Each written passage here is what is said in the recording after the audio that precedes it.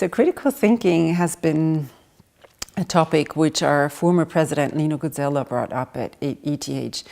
And he actually brought it up because he was saying that, you know, it's very important that we do the type of teaching, very research-oriented teaching.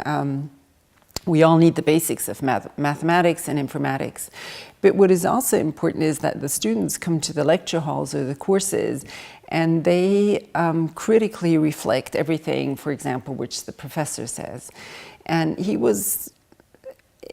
said sometimes he has the feeling they just take everything for granted, which the professor says. And it's very important that if you want, later on, if you work in, for example, the medical field and you take things just for granted, or if you look at a patient and, for example, the diagnostics say this patient has this or that, that you still have to critically reflect whether it could also be something else, which you never thought of.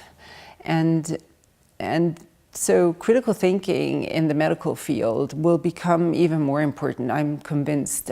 Also because we will have digital solutions which give us maybe ideas of the situation or, you know, the disease the patient might have, but we need a lot more of, you know, the direct contact between the physician or the nurse, for example, and the patient to find out what treatment is really just right for that patient.